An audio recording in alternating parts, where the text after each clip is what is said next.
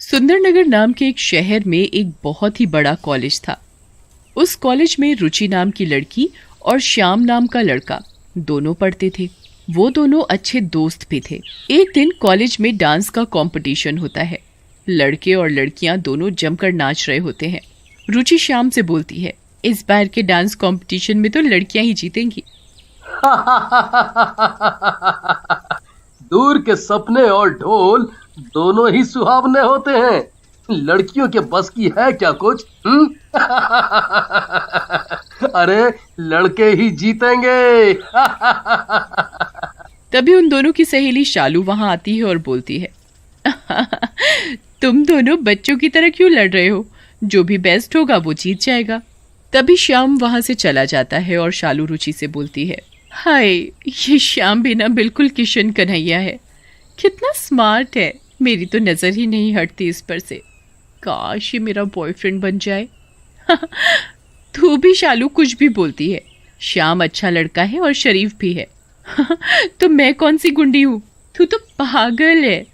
शादी कर ले उससे, ऐसा लड़का नहीं मिलेगा तुझे दोबारा। वैसे भी तुम दोनों तो ऐसे ही लड़ते हो जैसे कोई पति पत्नी हो। तू भी ना, तुझसे तो बात करना ही बेकार है। चल मैं तो चली, तू ही देख ये डांस। रुचि शालू की बात सुनकर शर्मा जाती है और वहां से चली जाती है। उधर उन सब की बात कॉलेज की छत पर बैठी एक चुड़ैल सुन रही होती है।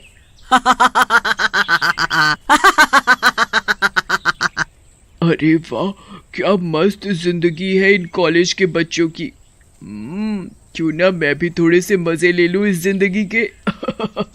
ऐसा कहकर चुड़ैल छत से नीचे उतरती है और एक सुंदर सी लड़की का रूप बदल लेती है और कॉलेज में घूमने लगती है। वो इतनी सुंदर होती है कि सभी लड़के उसे देखने लगते हैं। अरे भाई, वो देख क्या माल है भाई, एकदम जहर है यार। इसी लड़की तो मैंने फिल्मों में भी ना देखी। कतई जहर है भाई, जहर। सही कह रहा है छोटे तू, एकदम रात चिखाई है। तो अगर ये मेरी गर्लफ्रेंड बन जाए तो जिंदगी बन जाए। लेकिन वो लड़की किसी को भी भाव नहीं देती और दूर खड़े श्याम के पास जाती है। श्याम उसे देखता है तो बस देखता ही रह जाता है। लड़की हंसती है और बोलती है, आप मुझे ऐसे मुंह खोल करके क्यों देख रहे हैं? कहीं आपके मुंह में मक्खी ना घुस जाए। नहीं जी नहीं, वो मैं तो ऐसे ही। वैसे क्या नाम है आपका? जी मेरा नाम कल्पना है और मैं इस कॉलेज में न्यू एडमिशन हूँ। आपका नाम क्या है? मेरा नाम श्याम है। वैसे जैसा आपका नाम है वैसे ही आप किसी की कल्पना के समान सुंदर हो। बहुत फ्लर्ट करते हो आप। और बाकी ऐसी भी कोई सुंदर नहीं हो। वैसे क्या आप मेरे साथ दोस्ती करोगे? अरे ये भी कोई कहने की बात है? कॉलेज की सबसे सुंदर लड़की के साथ तो कोई भी दोस्ती करेगा। ऐसा कहकर श्याम और कल्पना दोस्त बन जाते हैं और कॉलेज में हो रहा डांस कंपटीशन देखने लगते हैं। अगले दिन श्याम रुचि से कल्पना को मिलवाता है।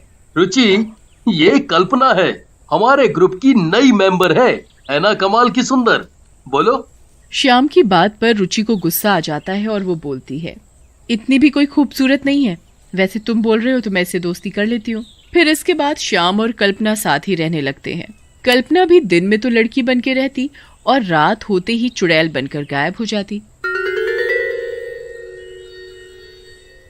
उधर श्याम ने भी कल्पना के कारण रुचि से मिलना जुलना कम कर दिया था, जिसके कारण रुचि उदास रहने लगी थी। एक दिन रुचि उदास बैठी होती है, तभी उसकी सहेली शालू वहां आती है। अरे रुचि, क्या हुआ? उदास क्यों है? श्याम से लड़ाई हो गई क्या? वैसे श्याम भी नहीं दिख रहा कई दिनों से। क्या हुआ? रुचि को शालू की इस बात पर गुस्सा आ जाता है और वो बोलती है, मैं कोई श्याम की असिस्टेंट हूँ जो मुझे पता रहे कि कहाँ है वो? अरे आना है तो आए, नहीं तो भाड़ में जाए। लगता है मैडम नाराज हैं। चलो तो बताओ क्या हुआ, मुझे सच में कुछ नहीं पता। फिर रुचि शालू को श्याम और कल्पना के बारे में सारी बात बताती है, जिसे सुनकर शालू बोलती है, मैंने तो तुझे पहले ही बोला था कि श्याम से बात कर ले, लेकिन तूने मेरी बात नहीं मानी। अब भुगत, अब भी कह रही हूँ, अगर उससे प्यार करती है तो जल्दी से उसे बता दे, कहीं देर ना हो जाए। फिर शालू के कहने पर रुचि श्याम से बात करने को तैयार हो जाती है। अगले दिन श्याम रुचि के पास आता है। इससे पहले कि रुचि श्याम को कुछ बोलती, श्याम रुचि से बोलता है। रुचि, मुझे लगता है मुझे मेरा जीवन साथी मिल गया है, कल्पना के रूप में। क्या तुम मेरी मदद करोगी उससे अपने प्यार का इजहार करने में? श्याम की ये बात सुनकर रुचि की आंखों में आंसू आ जाते हैं और वो बोलती है, हाँ हाँ, क्यों नहीं श्याम, तुम तो मेरे सबसे अच्छे दोस्त हो। तुम्हारी मदद भला मैं क्यों नहीं करूँगी। मैं तुम्हारे बारे में कल्पना से ज़रूर बात करूँगी, लेकिन अभी मुझे ज़रा ज़रूरी काम से जाना है, मैं चलती हूँ। ऐसा कहकर रुचि वहाँ से चली जाती है और अगले दिन शालू को सारी बात बताती है, जिसे सुनकर शालू बोलती है, तू तो बहुत भोली है रुचि। वो कल्पना तेरे प्यार को तुझसे छीन रही है और तू उसी की मदद कर रही है। इतनी भी भोली मत बन। अगर तुझे डर लग रहा है तो मैं उस कल्पना से बात करती हूँ। ये कोई डरने की बात नहीं है, बस मैं शाम के चक्कर में उसे कुछ नहीं कहती, नहीं तो मैं तो उसकी चटनी बना दूँ, जो यहाँ वहाँ अपनी अदाएं दिखाए फिरती है। लेकिन मैं अब अपने प्यार को ऐसे ही नहीं जाने दूंगी। मैं इस कल्पना के जाल से ज़रूर छुड़ाऊंगी। हाँ, सही बोल रही है मेरी भोली सहेली। ये हुई ना शालू वाली बात। अब बस पहले ये तो पता कर ये है कौन और कहाँ से आती है। अगले दिन शालू और रुचि कॉलेज के एडमिशन रूम में जाते हैं और जानने की कोशिश करते हैं, लेकिन उन्हें वहाँ कल्पना के एडमिशन का कोई रिकॉर्ड नहीं मिलता। यार, ये लड़की कौन है, इसका पता करना पड़ेगा। इस कॉलेज के रजिस्टर पर तो इसका नाम ही नहीं है। फिर एक दिन शालू और रुचि चुपके से कल्पना का पीछा करने लगते हैं। कल्पना कॉलेज से बाहर निकलती है और एक सुनसान जगह पर जाकर अपना चुड़ैल वाला रूप बदल लेती है। अरे बाप रे, ये तो चुड़ैल है और रूप बदलकर हमारे बीच में रह रही है। अब हम क्या करेंगे, मर गए रे। लेकिन इससे पहले कि शालू और रुचि कुछ समझ पाते, चुड़ैल उनके पास आ जाती है।